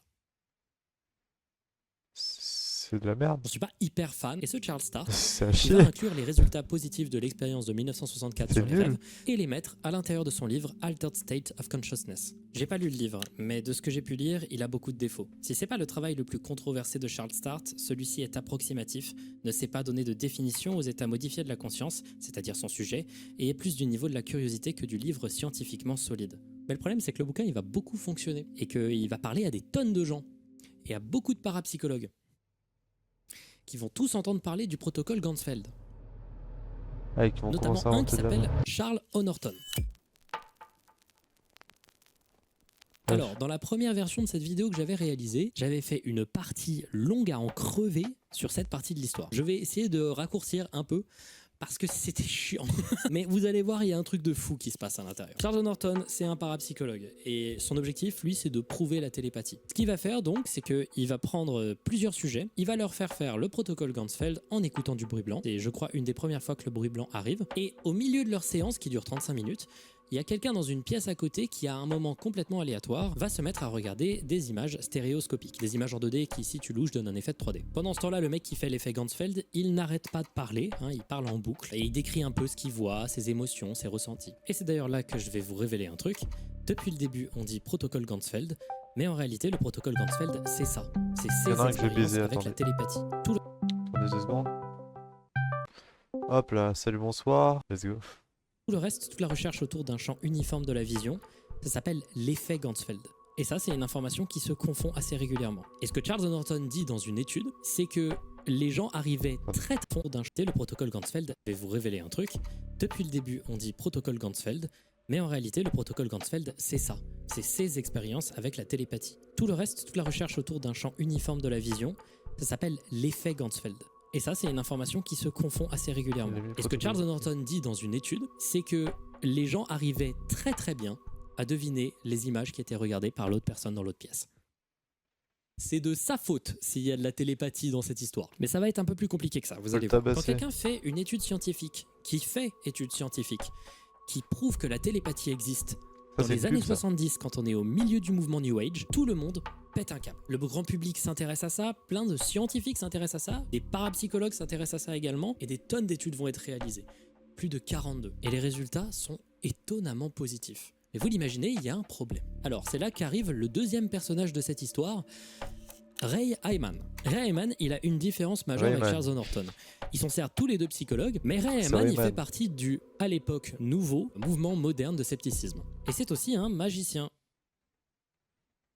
Et Ray Hyman, lui, à un moment, il se dit, bah tiens, donnez-moi vos preuves du paranormal, donnez-moi vos preuves des perceptions extrasensorielles. Moi, j'ai envie de voir vos études, je suis intéressé de voir si c'est solide ou si je trouve qu'il y a des défauts dans la méthodologie. So many papers by then in parapsychology, it was impossible for me to sit down and read them all. I wanted to be fair, so I went around and asked every major parapsychologist I could you tell me what is the best evidence you have now, the best program in parapsychology? Almost unanimously, they said this Ganzfeld experiments. Donc Ray Hyman contacte Honorton et Honorton lui envoie 600 pages et Ray Hyman a pris au sérieux la parapsychologie en démontant violemment toute leur méthodologie. Il a fait une méta-analyse, c'est-à-dire une étude qui analyse les résultats de plein d'autres études, et il a fait une conclusion: les résultats ne veulent rien dire parce que la méthodo est désastreuse. Il y a tellement de raisons pour lesquelles la méthodologie est désastreuse. Il a trouvé 12 erreurs majeures qui peuvent détruire une étude, et chacune des 42 études qu'on lui a envoyées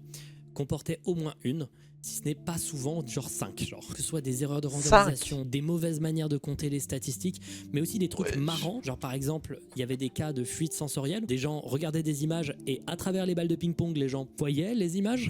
Parfois, on leur disait laquelle de ces images on t'a envoyé par télépathie, et genre l'image qu'ils devaient voir, il y avait des traces de doigts dessus. Il y a aussi des trucs un peu plus graves qui se seraient passés. Suzanne Blackmore, à l'époque parapsychologue et maintenant sceptique, avait notamment vu le parapsychologue Carl Sagan truquer ses protocoles Ganzfeld et manipuler les résultats de ses expériences. C'est pas la seule fois qu'il a été critiqué pour ça d'ailleurs. Il y avait plein de trucs qui allaient pas et c'était assez embarrassant. Honorton, il va pas aimer cette réponse et il va faire sa propre réponse, une autre méta-analyse, cette fois-ci basée sur 28 études. Et la conclusion de Honorton, en effet, il y a des problèmes avec la méthodo, mais ça ne change pas la validité de nos résultats. Si les études et la méta-analyse de Honorton a été violemment critiquée, celle de Ray Hyman aussi. Pas violemment, un peu, mais les deux font des erreurs. Et en fait, ça a créé une discussion qui en vrai est très symbolique de ce qui se passe en général avec ce genre de phénomène. All the parapsychological world was saying, oh boy, Honorton has demolished Hyman. Skeptics were saying Hyman has demolished Honorton, okay?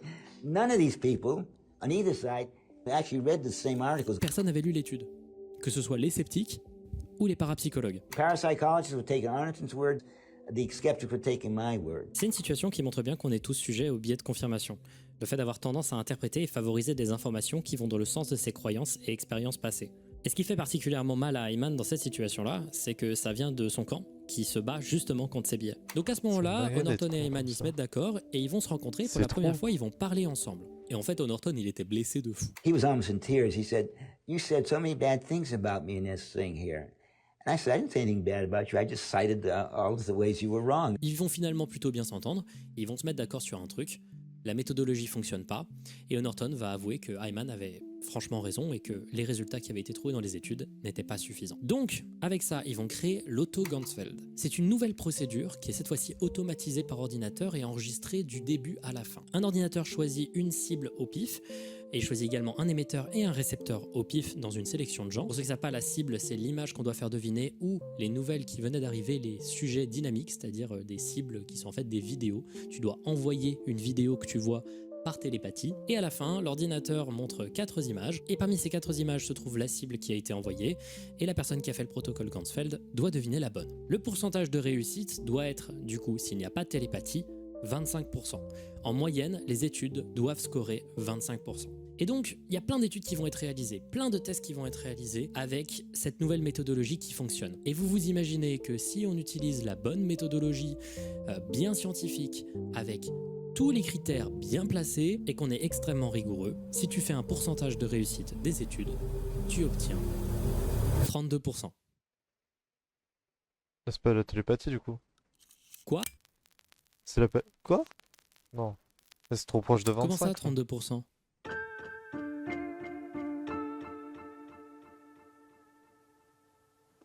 C'est le truc qui m'a fait vriller. Il est là. C'est le truc principal qui m'a fait vriller. Ce chiffre.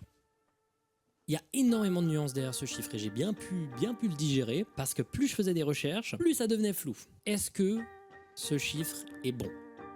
La question que je me suis posée. Mon consensus aujourd'hui, c'est que ce chiffre est trop biaisé, mais qu'il est quand même un peu particulier. Même Ayman, sur le moment, il va recevoir les résultats, il va se dire...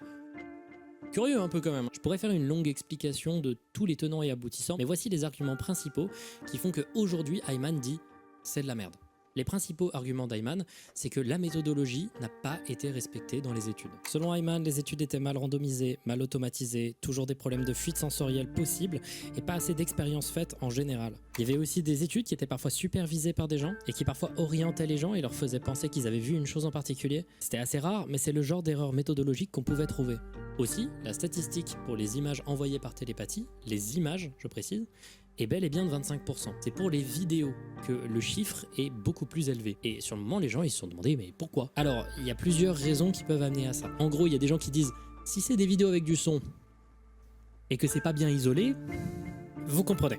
Aussi, tu peux sélectionner des gens qui ont un biais précis et tu peux analyser le biais de la personne qui va sélectionner les images et les vidéos si les gens ne respectent pas cette méthode. Mais selon moi, l'argument le plus ouf pour démonter ce 32%, c'est qu'en gros, Ayman s'est rendu compte que dans les études, plus une vidéo était jouée plusieurs fois au cours de plusieurs expériences, plus le pourcentage de réussite de l'expérience augmentait significativement. Genre, ça pouvait atteindre 50% de réussite sur certaines vidéos si elles étaient jouées plus de 6 fois au cours de plusieurs expériences. Et la théorie, c'est de dire que comme c'est des vidéos qui ont été enregistrées avec de la pellicule et qui sont jouées avec de la pellicule, elles se dégradent au fur et à mesure qu'on les joue. Et donc certaines personnes vont choisir la vidéo la plus dégradée et du coup il y a plus de chances du coup qui tombent dessus. Il se peut aussi que si des vidéos sont réutilisées régulièrement comme la cible à atteindre, les sujets de l'expérience vont communiquer entre eux et deviner plus facilement du coup la solution. Autre argument que je trouve très intéressant, c'est que même si les résultats étaient bons, ça ne prouverait pas pour autant l'existence de la télépathie et des perceptions extrasensorielles. En soi, ça pointe juste une anomalie statistique qu'il faut essayer de prouver. Et l'explication de la télépathie n'est pas forcément la première qui viendrait en tête. Surtout que plus tard, il y a eu des expériences qui ont été réalisées, de ce que j'ai bien compris,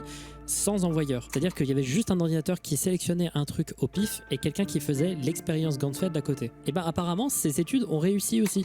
C'est-à-dire que la personne a vu l'image, alors que personne ne l'envoyait. C'est à prendre avec des pincettes, il y en a peut-être pas assez des expériences sur le sujet. Mais par contre, ça met un petit peu un coup dans la théorie de la télépathie. Il y a plein d'autres arguments, des trucs de statistiques compliqués, mais la flemme. Je vous avoue la flemme. Le problème du protocole Ganzfeld, c'est que c'est un débat qui n'est pas tout à fait fini techniquement actuellement. Il y a encore des méta-analyses qui arrivent de temps en temps et qui donnent soit des résultats supérieurs à 30%, soit qui critiquent la méthodologie. Il y a même un problème en soi avec les méta-analyses. Quand tu fais une compilation d'études, les études que tu vas inclure, elles définissent forcément un biais. Tu vas avoir tendance à plutôt éviter les trucs qui ont été ratés. Et en général, les études qui ont raté ne sont même pas publiées. La raison pour laquelle ça m'a particulièrement atteint, ça, c'est que je me suis rendu compte que j'étais parti du principe que de toute manière, j'étais supérieur à ces gens. Mais non, en fait, je me suis bien pris une douche d'humilité. Parce qu'il n'y a pas de réponse définitive sur la question. Évidemment, la balance penche plus sur le « c'est des erreurs de méthodo », mais c'est suffisamment significatif pour que des gens demandent qu'on refasse des études quand même. Si la conclusion originelle que j'avais faite pour cette vidéo était censée être très moralisatrice, là mon objectif ça va être très différent. Je vais juste poser une dernière question qui je trouve intéressante. Pourquoi sur internet l'information est difficile d'accès? Et surtout pourquoi il y a des groupes sur internet tous très définis qui ont des discours complètement différents sur un même sujet et pourquoi on dirait qu'il n'y a aucune communication? Je m'en suis bien rendu compte en faisant cette vidéo que une des raisons majeures, c'est que c'est compliqué de lire une étude scientifique. C'est pour ça que cette vidéo a mis beaucoup de temps, c'est que lire des études scientifiques et comprendre ce qu'on te raconte, ça demande souvent d'avoir des diplômes que moi je n'ai pas. Et en vrai, je trouve que ce manque de transparence au niveau de la science est un peu dangereux. Ça peut amener à des cas de désinformation de ce type. Et là, pour l'instant, c'est pas grave. Mais quand on va commencer à avoir des cas de désinformation de ce type sur des questions genre des remèdes à des maladies graves, bah, ça va amener à des situations de charlatanisme qui sont déjà arrivées.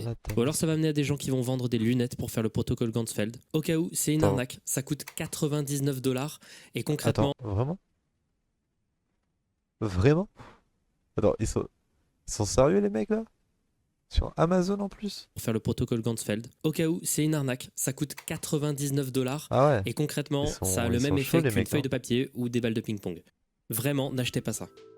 J'ai l'impression qu'il y a un petit problème de verticalité dans la communication et la transmission de la science, où la science et le scepticisme est plutôt considéré comme un truc d'élite et que toute tentative de vulgarisation est considérée comme ridicule, alors que bah, c'est essentiel. Il faut que ça soit partagé à tout le monde parce que sinon ça c'est vraiment des trucs dangereux qui peuvent se passer. On est en train de le voir. J'ai l'impression qu'à cause de problèmes de jugement, d'une difficulté de communication de la part du côté de la science et une peur de l'hostilité de la part du côté de la parapsychologie, il y a ce rift qui s'est créé entre ces deux groupes et que l'information s'est cloisonnée dans ces deux communautés. Ce qui fait qu'aujourd'hui le protocole Ganzfeld est ce que tu veux y trouver à l'intérieur, quoi. Également un petit truc, parce que je sais pas où est-ce que je pourrais le caser d'autre. Pourquoi on utilise des lumières rouges en fait? Et bien je me suis posé la question et il s'avère que c'est pas du bullshit, c'est vraiment un truc qui est justifié par de la science. Il y a des études qui semblent montrer qu'en effet, t'es dans un mood un peu plus négatif lorsque tu fais l'expérience avec de la lumière rouge et surtout tu surestimes le temps que t'as passé à faire l'expérience. Elle te paraît beaucoup plus longue, au point que si tu veux te relaxer en faisant l'expérience, il est conseillé plutôt d'utiliser de la lumière verte.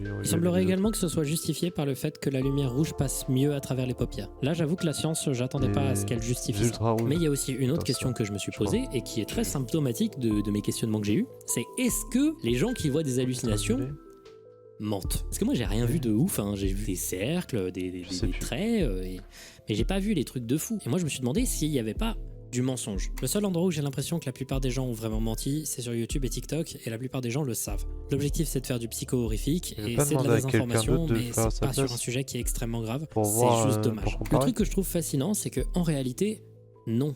La plupart des gens qui disent qu'ils ont vu des hallucinations de fous ne mentent pas. Et ça m'apprendra à partir du principe que des gens que je ne connais pas mentent. L'effet nocebo, c'est très puissant. Quand tu peux partir du principe que quelque chose va arriver et que les choses que tu as lues sur le sujet, c'est des trucs un peu paranormaux, horrifiques, tu peux avoir des effets vraiment violents alors que c'est juste de la suggestion. Mais aussi, le protocole Ganzfeld, et j'ai mis beaucoup de temps à m'en rendre compte, ça m'a fait méditer, ça m'a fait vraiment méditer et en fait je l'ai fait beaucoup de fois, j'avais du mal à admettre que c'était agréable. C'est particulier, en vrai c'est particulier, tu contemples rien et c'est très déstimulant. Et du coup quand tu médites et que t'es un peu ailleurs et que tu finis par regarder un même truc pendant plusieurs dizaines de minutes voire plusieurs heures, tu finis peut-être par tomber dans le sommeil et la somnolence peut t'amener peut-être à ces hallucinations. Dernier argument, l'imagerie des gens est différente. Il y a des gens, par exemple, qui sont aphantasiques. La fantaisie, c'est l'incapacité à avoir une image mentale. Pour voir si vous êtes aphantasique, je vais vous demander de vous imaginer une pomme. Ok. Maintenant, la pomme est de quelle couleur? Elle a une tige ou pas? Elle est lisse ou rugueuse? Elle a des taches? Elle a une feuille collée à la tige? Elle est dans un fond noir complet ou elle est dans une scène précise? Selon votre degré d'image mentale, vous avez plus ou moins de détails. Moi, je l'ai vu avec la tige et... Là, je crois... Je sais même pas si il est vert, je crois. Une personne aphantasique n'a aucune idée visuelle de la pomme qu'il s'est imaginée, s'il a même réussi à se l'imaginer. Je ne sais pas si je suis aphantasique ou non. J'ai l'impression d'avoir peu d'image mentale. J'arrive toujours pas à comprendre si les gens, quand ils ferment leurs yeux et qu'ils pensent à un machin, ils le voient vraiment en face d'eux. Pitié, dites-le moi, parce que sinon c'est triste. Je suis aphantasique. C'est pas triste d'être aphantasique, mais ça fait chier un peu quand même. Et la raison pour laquelle je parle de ça, c'est que en vrai c'est lié. Parce qu'il y a une autre expérience qui s'appelle le Gans Flicker que vous pouvez réaliser. On trouve beaucoup plus difficilement l'histoire du Gans Flicker sur internet. Par contre, on trouve des études intéressantes sur le sujet. Alors je fais un avertissement pour les personnes qui sont épileptiques. Allez à ce timecode là si vous voulez sauter cette partie là. Pour faire une expérience Gans Flicker, il vous faut un lien vers une vidéo qui va faire flasher un écran rouge et un écran noir avec une fréquence de 15 Hz. Écoutez du bruit blanc et regardez votre écran. C'est tout. Faites-le dans le noir, je pense, de préférence. Pas besoin de balles de ping-pong, pas besoin de trucs comme ça, pas besoin d'homogénéisation. Ça va faire mal aux yeux. Juste ça. Alors ça fatigue un peu les yeux, mais vous avez qu'à le faire 10 minutes, c'est bon, et vous aurez des effets. Normalement, le degré de vivacité des imageries que vous verrez, parce que ça va vous faire halluciner, ce degré d'imagerie définit votre niveau d'aphantasie. Alors, c'est pas entièrement comme ça, mais en tout cas c'est plutôt une manière de montrer que les pseudo-hallucinations sont plus ou moins vivaces en fonction du niveau d'imagerie mentale. Il y a des gens qui voient des choses assez impressionnantes en faisant le Gans Flicker, des images complexes, parfois même des paysages. Des gens comme moi vont voir des formes géométriques vagues, des traits un peu dans la vision, et surtout cette impression qu'il y a de plus en plus d'irrégularité dans le clignotement. Et aussi, il y a des personnes qui ne voient tout simplement rien du tout. Ça fait aussi super mal à la tête, j'ai l'impression. Voilà, je l'ai fait pendant 40 minutes, j'aurais peut-être pas dû. Et donc, si j'ai très peu d'imagerie mentale, et que en vrai, je partais du principe un peu de mauvaise foi, que j'allais prouver que c'était un peu de la merde, toutes les histoires de paranormal. Et que malgré toute la bonne foi du monde, j'étais prône à ne pas y croire, ça m'étonne pas que j'ai rien vu. Et pour finir cette vidéo, j'aimerais vous donner des mots sans le moindre contexte. Posez-vous toujours la question de pourquoi vous croyez en certaines choses. Quelles sont les raisons et quelles sont les sources qui vous ont amené aux positions que vous avez aujourd'hui. C'est pas forcément parce qu'il est important de bien s'informer et de savoir d'où viennent nos opinions, mais c'est aussi parce que se rendre compte que l'on ne sait pas pourquoi on croit les choses auxquelles on croit, ça rend malheureux. Merci beaucoup d'avoir regardé cette vidéo, j'espère qu'elle vous aura plu. Elle avait une forme beaucoup plus différente. Pas pourquoi on croit, de bien s'informer et de savoir d'où viennent nos opinions, mais c'est aussi parce que se rendre compte que l'on ne sait pas pourquoi on croit les choses auxquelles on croit, ça rend malheureux. Se rendre compte qu'on ne sait pas pourquoi. Merci beaucoup d'avoir regardé cette vidéo, j'espère qu'elle vous aura plu. Elle avait une forme beaucoup plus différente et je vais revenir sur des findings plus simples parce que j'ai la tête qui explose. D'abord, je vais essayer de reprendre des uploads plus réguliers. Et oui, en effet, vous avez pu le voir, hein, la FAQ, c'est complètement fait jarter. La tournée se passe super bien. Voilà, on est très content. Je vous demande surtout de prendre des places pour le Bikini à Toulouse et le Trabendo à Paris. Surtout le Bikini à Toulouse, on a trop hâte de faire cette date-là. C'est la plus grosse date qu'on a jamais fait. Il y a plus de 1000 places, enfin même beaucoup plus de 1000 places. C'est une grosse étape et c'est une salle qui nous est chère parce qu'on adore Toulouse. Voilà, je vais moi personnellement un peu me reposer, un tout petit peu seulement, parce que c'était vraiment un cauchemar faire cette vidéo. C'était vraiment un cauchemar. J'espère que le rendu sera bien, j'espère que ça va vous plaire. Et on revient bientôt pour un Findings qui devrait beaucoup vous plaire. 10 heures d'expérience. J'ai déjà hâte de l'écrire. 10 heures d'expérience. Trop bien. Un peu à l'ancienne, un peu classique, ça va me faire plaisir. Ciao. Bye bye. Bye bye, faire de loop. Ciao. Tiens, c'est marrant, le nom ressemble à mon pseudo. Faut qu'elle se fasse enculer. Tiens, c'est marrant, le nom ressemble à mon pseudo. Gansfeldup. Voilà. Avec moi. C'est à peu près tout. Évidemment. Ah ouais, je vais faire l'ending sur le Gansfeld comme ça. Là. Comme ça. Tiens, c'est marrant le.